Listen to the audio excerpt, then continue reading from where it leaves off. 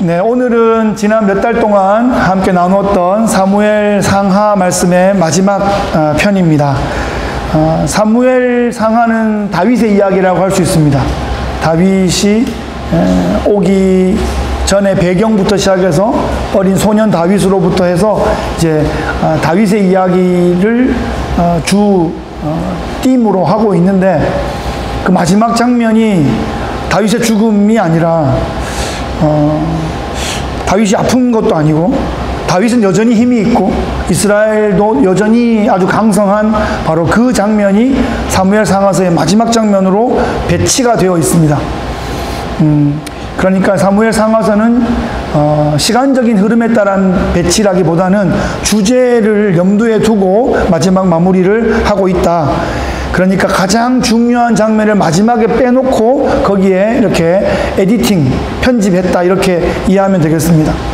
우리가 만약에 어떤 위대한 인물을 선정해서 위인전을 이렇게 쓴다면 주로 우리는 영웅적인 미담을 위주로 그렇게 선정하고, 실수는 변호하고 업적은 부풀리고 또 마지막에는 아주 찬란한 영광스러운 찬사로 마무리할 것 같은데, 성경은 그렇지 않습니다.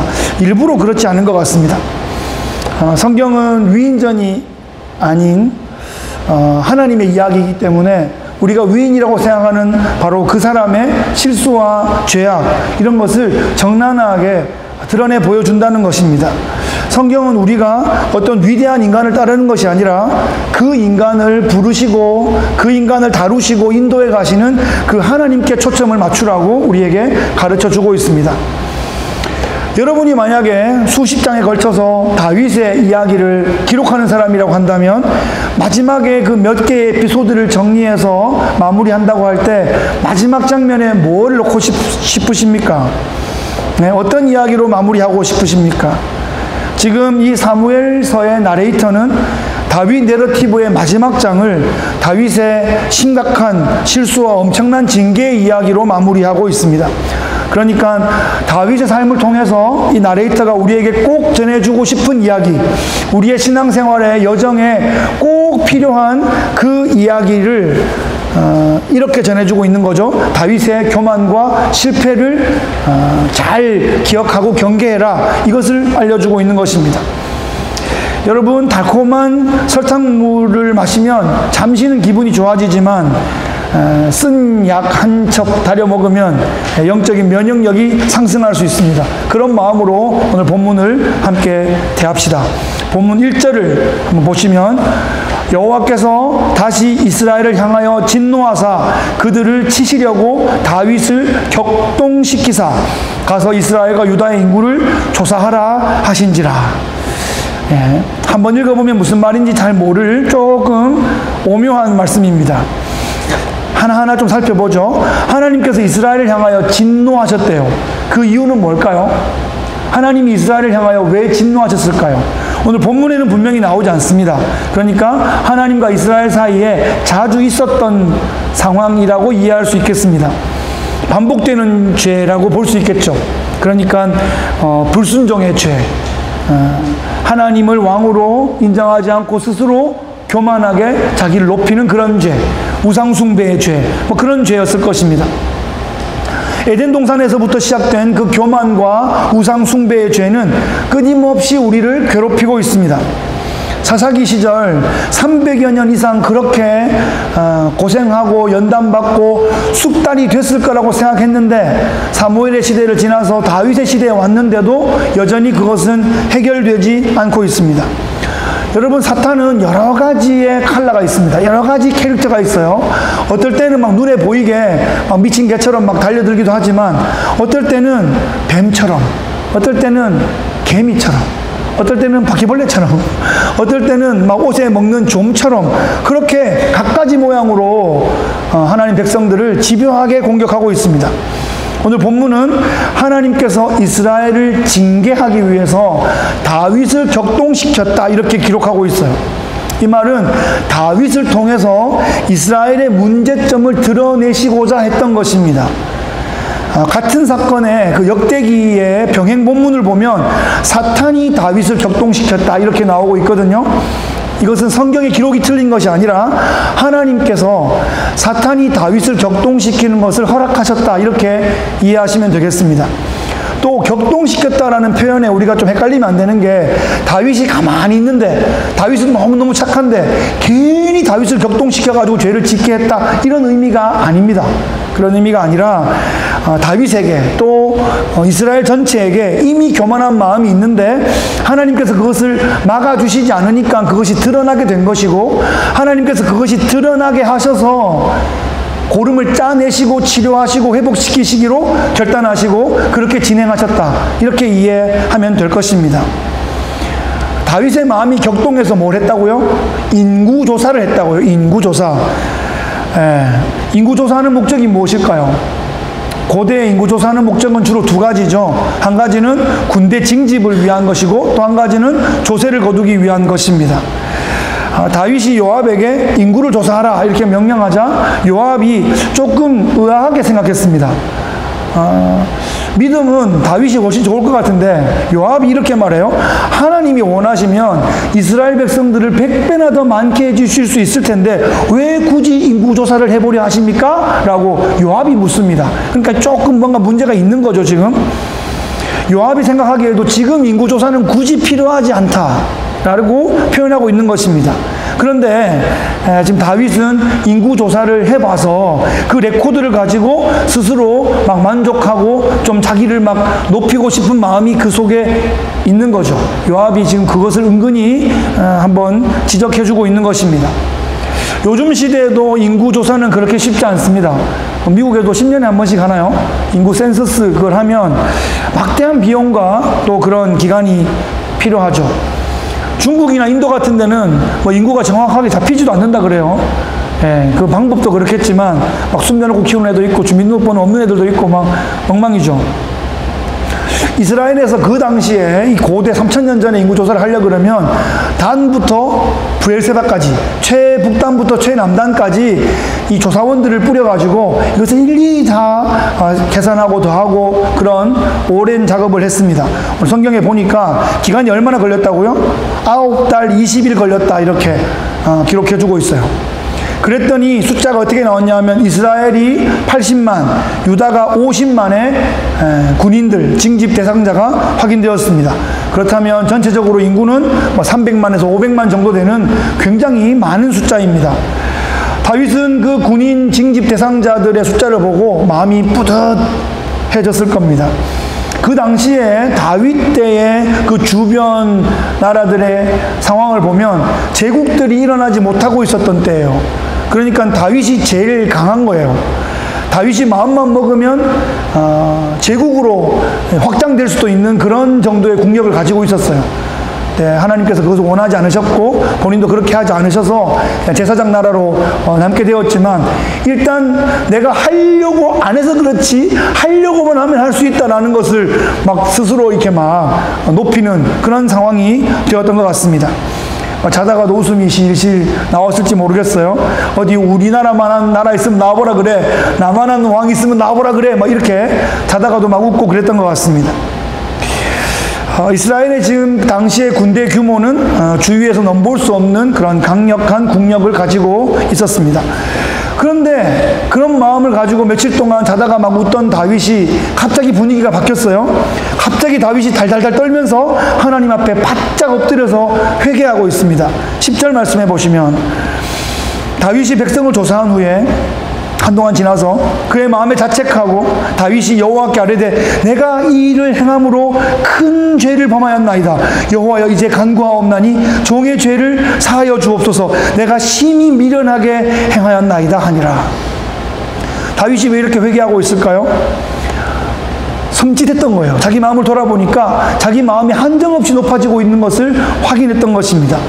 자신의 삶을 한번 돌아보면 정말 보잘것없는 양치기 목동에서 장군으로, 또 왕의 사위로, 또 이스라엘의 왕으로 정말 하나님께서 전격적으로 구원하시고 세워주시고 이렇게 높여주셨는데, 이제 와서 자신의 능력을 자랑하고 자신의 자원을 자랑하고 결과적으로 하나님이 아닌 자신을 높이고 있는 자신의 모습이 얼마나 미련한 처사인가 하는 것을 순간적으로 깨닫게 된 것입니다. 이것을 깨닫게 해주신 분이 성령님이시죠. 예? 깨닫게 해주셨어요. 어느 날 다윗이 한가로이 이 인구 조사의 숫자를 확인하면서 나름 병력도 확인하고 재정도 확인하고 그러면서 스스로가 자기가 하나님 보좌에 앉은 것 같은 그런 느낌이 들었을 거예요. 그래서 소스라치게 놀라면서 하나님 앞에 납작 엎드리고 있습니다. 다윗은 지금 하나님께서 가장 싫어하시는 교만의 죄를 제가 범했습니다 라고 지금 고백하고 있는 것입니다. 여러분, 이 장면에서 우리가 다윗을 비난할 수 있을까요? 저봐 그렇게 하나님 잘해줬는데도 교만의 죄를 범하고 있어 라고 다윗을 비난할 수 없다는 사실입니다. 우리는 교만의 죄로부터 자유한가요? 우리가 그 다윗의 위치에 있었으면 어땠을까요? 성경을 볼 때 내가 했으면 더 했다 이런 입장에서 봐야지 은혜가 됩니다. 우리가 뭐라고 다윗을 막 비난하겠습니까? 내가 다윗이라면 교만하지 않을 사람이 아무도 없다는 거예요. 다윗은 우리보다 평소 실력이 훨씬 좋았습니다. 여러분, 평소 실력이 좋은 사람이 시험도 잘 보고요, 평소에 공 잘 차는 사람이 공 잘 찹니다. 여러분, 평소에 브라질이 한국보다 축구를 더 잘했기 때문에 붙으면 브라질이 이기는 거예요. 억울해하면 안 돼. 브라질이 지면 국치일이 되는 거죠. 그러니까 평소에 잘하는 게 잘하는 거예요.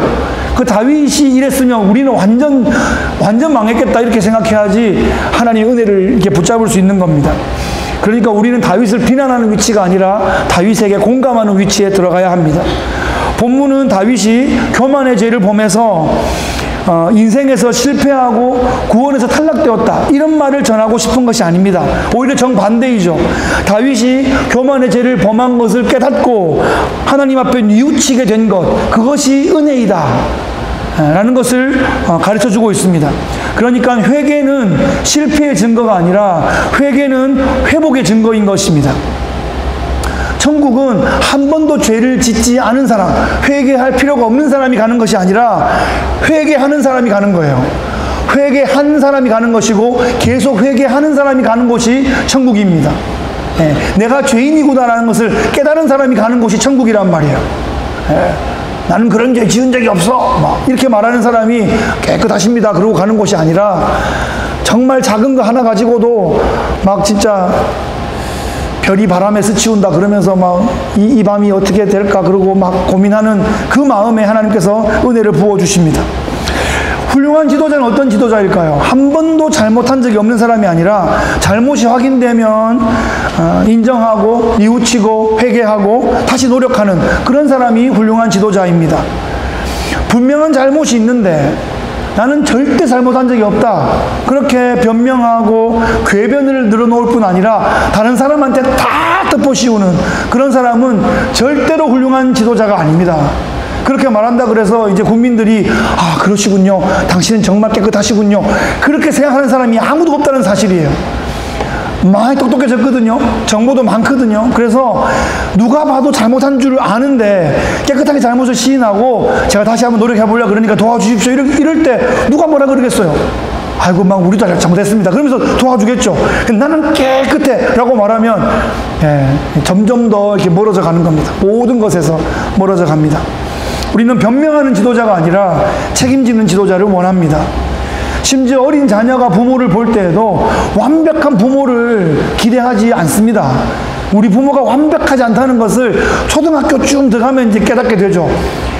유치원 때쯤까지는 우리 아빠가 슈퍼맨 같고 우리 엄마는 세계 최고인 것 같고 그러면 초등학교를 들어가면 다 집을 떠납니까? 그게 아니라 우리 엄마가 세상에서 나를 제일 사랑하는구나, 우리 아빠가 그래도 나를 위해 노력하는구나, 그러고 같이 서로 사랑하고 서로 신뢰하면서 그렇게 가는 거죠.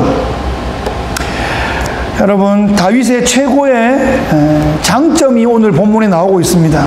실수하지 않는 다윗이 아니라 실수했을 때 엎어지는, 하나님 앞에 엎드리는 다윗을 우리가 봅니다. 실수를 느끼고 실수를 뉘우치고 그 실수에 책임지고 회복하는 그런 과정을 밟는 데 탁월한 그런 다윗을 우리가 배워야 할 것입니다. 그런데 회개는 했는데 하나님께서 징계는 하십니다. 다윗의 교만과 이스라엘의 자기 과시에 하나님께서 징계하시는 내용이 무엇입니까? 본문을 쭉 읽어보면 선지자가 와서 세 가지 옵션을 줍니다. 7년 동안 기근이 있을 것인가, 아니면 3일 동안 전염병이 있을 것인가, 아니면 3달 동안 쫓겨 도망할 것인가, 이 세 가지를 주는데 여러분은 뭘 선택하시겠어요? 다윗이 쫓겨다녀 봤잖아요. 장인한테 쫓기고 아들한테 쫓기고, 그래서 쫓기는 건 싫습니다. 그랬던 것 같아요. 그래서 반역으로 쫓기는 거는 이제 안 했던 것 같고, 7년 동안 기근은 너무 길었던 것 같아요. 그래서 하여튼 이 3일 동안 전염병, 이것이 선택되었습니다. 자, 이 3일 동안 전염병이 떨어졌는데 결과적으로 7만 명이 죽습니다. 적은 숫자가 아니죠. 7명도 아니라 7만 명이 죽었습니다. 병력 숫자를 세면서 의시되고 있었던 그 다윗에게 하나님께서 7만이라는 숫자로 확 길을 꺾어주시는 거예요. 이 교만의 죄는 다윗의 죄이기도 하지만 다윗을 대표로 하는 이스라엘 백성 전체의 죄이기도 했기 때문에 하나님께서 7만 명을 죽이심으로써 이스라엘에게 징계하고 계십니다. 이 7만 명이라는 숫자는 이스라엘 입장에서는 자기 살을 도려내는 것 같은 그런 큰 아픔이지만, 그렇게 해서라도 썩은 부분을 도려내어서 살릴 수 있다면 그렇게 도려내고 살리는 게 맞지 않겠습니까? 여러분, 제가 이 자리에서 말씀을 전하면서 자꾸 죽을 뻔했던 얘기를 제가 여러 번 하는데, 돌이켜보니까 그런 일들이 많았어요. 제가 중학교 때 제가 병균에 감염이 됐어요. 병균이 감염이 되면 임파선이 붙습니다. 임파선 이런 데가 붙는데 사타구니 임파선이 붙는 거예요. 그래서 사타구니 너무 아파. 중학교 1학년 때 너무 아픈데, 그럼 병원을 빨리 가야 되는데 근육이 땡기는 줄 알고 친구들하고 탁구를 한 3시간 친 거예요. 탁구를 막 3시간, 일부러 다리를 막 흔들어가면서 탁구를 3시간 쳤더니 이제 문제가 더 생겼어요. 머리에 열이 막 나더니 발목이 땡땡하게 붓더니 어지러워서 쓰러졌어요. 그래가지고 그 시골에서 경북대학교 응급실로 실려가 갔습니다. 가서 이제 제가 누워서 보니까 제 오른쪽 발목이 빨갛고 땡땡한 거예요. 그때 당시 제가 보니까 젊은 분들인데 다 인턴 레지던트들 같아. 쫙 모여가지고 제 발목을 두고 막 이렇게 뭐 회의를 막 하더니 한 명이 제가 하겠습니다 그러더니 이만한 주사기를 가지고 왔어요. 그래서 주사기 보면 겁나잖아요. 그전에 요만한 건 봤는데 진짜 이만한 걸 들고 왔어. 그 저걸 어떻게 하려고 그러나 그랬더니 요렇게 넣어가지고 요렇게 할 줄 알았더니, 제가 어떻게 주사기를 이렇게 이렇게 듣더니 팍 꽂는 거예요. 그 주사기가 다 들어가더라고. 그리고 그걸 갖다가 뽁 당기니까 초록색 고름이 뻑뻑뻑뻑뻑뻑 올라오는 거예요, 그쪽에. 그러더니 당장 수술합시다 이러면서 수술실로 이렇게 들어가는 거예요. 그러면서 가면서 이렇게 뭐 주사를 막 놓는데, 그게 이제 마취 주사죠. 10가지 세봐 그러길래 어린 마음에 10가지 센다 내가. 하나 둘 셋 하다가 잠이 들었어. 셋은 못 셌어요. 그러고 왔더니 이제 오른쪽 발목에 고름을 짜내고 아주 긴급 수술을 했는데, 이제 수술은 그랬지만 그 다음부터 뭘 해야 되냐면 제 몸에 고름이 남아있으면 안 돼가지고 오른쪽 발목에 심지를 박았어요. 그리고 최후의 한 방울까지 고름을 받아내야 되는 거예요. 그 어떻게 해야 되냐? 제가 해야 돼. 그러니까 2달 동안 왼쪽으로 자는 거예요. 그래서 오른쪽 발목을 이렇게 해가지고 하루에 한 방울이라도 고름을 받아내는 걸 2달 동안 했더니 지금도 제가 왼쪽으로 잡니다. 오른쪽으로 자면, 누우면 어색해가 견딜 수가 없어요. 그래서 항상 왼쪽으로 자는 게 그때 중학교 1학년 때 그때 그 습관이 쌓인 건데, 그렇게 수술하고 그렇게 치료하고 제가 목발 짚고 그렇게 했었는데, 제가 하여튼 그 과정을 밟았기 때문에 오른쪽 발목도 잘 나왔고요. 아무 문제 없습니다, 여러분. 제가 ROTC도 했고 해병대 장교도 했고 유격대도 했고 다 마쳤어요. 예. 7만 명이 전염병으로 죽는 건 너무너무 큰일이지만, 그렇게 해서 이스라엘을 살릴 수 있다면, 그렇게 해서 다윗을 살릴 수 있다면 그렇게 해서 살려내는 것입니다. 이스라엘을 살리시기 위해서 환부를 드러내시고 수술하시고 치료하시고 회복시키신 그런 과정으로 보아야 할 것입니다. 오늘 본문을 자세히 보면 이 징계가 저절로 멈춘 것이 아니라 다윗이 하나님 앞에 기도합니다. 오늘 본문에 보면 이런 부분이 나와요. 내가 범죄했는데 왜 이 양무리를 치십니까? 나와 내 아버지 집을 치소서. 그러면서 중보와 도고의 기도의 자리에 나갑니다. 하나님께 간절히 기도하며 회개하고 있는데 선지자 갓이 나와서 이렇게 명령합니다. 선지자 이름 중에 제일 멋있는 것 같아요. 갓이에요. 갓이 심판의 천사가 멈추어 선 곳 그 여부스 사람 아라우나의 타작마당으로 올라가서 여호와를 위하여 제단을 쌓으라 이렇게 명하고 있습니다. 눈물만으로 안 되는 거예요. 제단을 쌓으라는 거예요. 그래서 부하들을 데리고 또 제사장도 대동해서 아라우나의 타작마당으로 올라갑니다.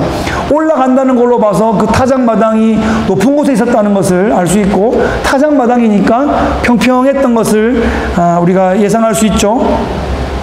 높은 곳에서 이렇게 밑으로 보고 있는데, 아라우나가 보고 있는데 왕이 막 올라오니까 두려워했던 거예요. 왕이 갑자기 오는 일은 두려운 일이죠. 그래서 바닥에 바짝 엎드려서 벌벌 떨고 있는데, 지금 다윗이 하나님의 명령에 따라서 너의 밭을, 이 타작마당을 우리가 값을 치르고 사겠다 이렇게 말합니다. 그래서 은 50세겔을 주고 그 밭을 사고 그 옆에 있는 소도 사고 소의 결이랑 그 농기구들을 다 사요. 그래서 그 나무를 땔감으로 해가지고 그 소를 번제로 그 아라우나의 타작마당에서 제단을 쌓아서 하나님께 번제와 화목제를 드립니다. 그랬더니 하나님께서 그 땅을 위한 기도를 들으시고 이스라엘에게 내리시는 재앙이 그쳤다라고 본문이 기록하고 있습니다. 번제는요, 아낌없이 태워 바치는 제사이고, 화목제는 또 아낌없이 나누는 그런 제사입니다. 이 번제와 화목제의 정신이 구현될 때 하나님께서는 우리의 기도에 응답하신다는 것이죠. 우리는 장로교 개혁주의 이 훌륭한 신앙의 전통을 오해해서 하나님이 다 알아서 하신다고 생각하고 우리는 가만히 있으면 된다고 생각하는 것은 개혁주의 전통이 아닙니다. 하나님의 주권을 믿기 때문에 하나님의 약속에 의지해서 하나님의 성품을 붙잡고 적극적인 중보의 자리에 나가는 것이고, 우리가 치러야 할 마땅한 헌신을 치르는 것, 그것이 우리가 따르고 있는 개혁주의 신앙의 모습입니다. 이 사건에는 깊은 신학적인 의미가 있습니다. 이 아라우나의 타작마당이 어떤 곳일까요? 이런 부분에는 스터디가 좀 필요한데, 아주 두꺼운 주석이 아니라 여러분 조금 이렇게 설명이 있는 주석 성경만 해도 밑에 그런 설명이 나와요. 아라우나의 타작마당은 어떤 곳인가? 바로 그곳이 1000년 전에, 그 당시보다 1000년 전에 아브라함이 이삭을 데리고 올라가서 아들을 번제로 드려야 했던 모리아산 정상입니다. 바로 그 땅이에요. 그래서 아들을 드리려고 그랬는데 하나님께서 막으시고 아들을 대신 준비한 어린 양을, 순양을 준비해 주셨죠. 그리고 그때로부터 1000년 뒤에 그곳에 세워진 성전, 그 예루살렘 성전에 휘장이 찢어지는, 그래서 예수 그리스도의 십자가 대속의 피를 의지하여 우리 하나님 앞에, 은혜의 보좌 앞에 담대히 언제나 나갈 수 있게 된 그 휘장이 찢어진 솔로몬 성전, 나중에 헤롯 성전이 된 바로 그 성전 자리가 바로 거기입니다. 아브라함이 아들을 바친 곳, 다윗이 번제와 화목제를 드리며 회개한 곳, 십자가 그 보혈로 인해서 휘장이 찢어진 곳, 바로 그곳이 같은 장소입니다. 1000년의 단위로 새 사건이 이루어진 곳이 바로 그 자리입니다. 하나님께서 바로 그 땅에서 이삭을 대신하여 죽을 어린 양을 예비하여 주셨고, 그 어린 양으로 하여금 하나님 백성의 대속죄물이 되어주신 예수 그리스도를 예표하게 합니다. 하나님은 다윗으로 하여금 그 땅을 사게 하셨고, 그 자리에서 번제와 화목제물로 하나님과의 관계가 회복되고 또 백성들을 중보하게 하십니다. 그 번제, 화목제, 중보, 이런 모든 의미를 예수 그리스도께서 십자가 제단 위에서 다 감당하셨습니다. 말씀을 정리하겠습니다. 여러분, 오늘 말씀의 제목은 높아진 마음을 회개하라 하는 것입니다. 우리는 자신의 마음이 한순간에 높아지는 것을 자주 경험합니다. 심지어 예배하는 그런 시간에도 알량한 자존심을 세우려 하는 어이없는 모습이 발견되기도 합니다. 정말 중요한 것은 나는 절대 그럴 일이 없어 라고 생각하는 것이 아니라 나도 그랬어 라고 고백하고 나도 그럴 수 있어 라고 경계하며 겸비하는 것이 중요합니다. 그럴 때에 돌이킬 수 있고 그럴 때에 우리 공동체가 함께 회복될 수 있는 것입니다. 하나님이 원하시는 성도의 모습은 완벽함 그 자체가 아닙니다. 계속해서 옛사람을 벗어가고 계속해서 새사람을 입어가는 그 모든 과정 자체를 어여삐 보시는 것입니다. 회개한다는 것, 그 자체가 우리의 신앙이 살아 꿈틀거리고 있다는 것을 증거하고 있는 것이죠. 다윗의 인생 드라마를 마무리하면서 가장 중요한 피날레로 우리에게 보여주시는 것이 바로 이 회개와 헌신의 모습입니다. 말과 눈물만의 회개가 아니라 번제와 화목제로 드려진 그런 회개입니다. 여러분 기억하십시오. 다윗의 신앙의 피날레는 회개였습니다. 골리앗을 쓰러뜨린 게 아니고요. 회개하는 모습이 다윗의 그런 신앙의 가장 절정의 모습이고 우리가 배우고 본받아야 할 모습입니다. 오늘도 우리는 우리의 이 높아진 마음, 높아질 수 있는 마음, 높아질 준비를 하고 있는 이 마음을 우리가 정말 시도 때도 없이 이렇게 어디로 튈지 모르는 이 마음을 우리가 잘 돌아보면서 우리의 마음을 창조하신 그 하나님께 순간순간 우리의 마음을 의탁드리며 회개하고 회복하는 그런 거룩한 선순환을 계속해 나가시는 성숙된 성도들 되시기를 예수 그리스도의 귀하신 이름으로 축복합니다. 아멘. 참 좋으신 우리 하나님 아버지 감사합니다. 우리 하나님의 선하심을 우리가 믿습니다. 하나님의 선하심은 우리가 어떠한 잘못을 해도 그냥 그저 버려두는 것이 아니라 그 연약한 부분, 그 썩어 골마지는 부분을 드러내시고 그것을 찢으시고 그것을 짜내시고 시간을 두고 케어하시며 회복시키셔서 다시금 건강하게 하시는 바로 우리의 아버지이신 것을 고백합니다. 하나님, 그렇게 다윗을 다시 깨우쳐 살려주시고 이스라엘을 다시 다루어 하나님 백성으로 세워주시는 하나님의 손길에 감사합니다. 우리의 평생에 하나님의 그 손길을 경험하며 하나님의 연단의 손길 앞에 우리가 더 밝고 더 빛나게 다듬어져서 하나님의 성품을, 천국의 가치관을 우리가 믿고 증거하고 선포하며 이 땅 가운데 흘려보내는 믿음의 공동체 될 수 있게 인도하여 주시옵소서. 감사드리며 예수 그리스도의 귀하신 이름으로 기도하옵나이다. 아멘.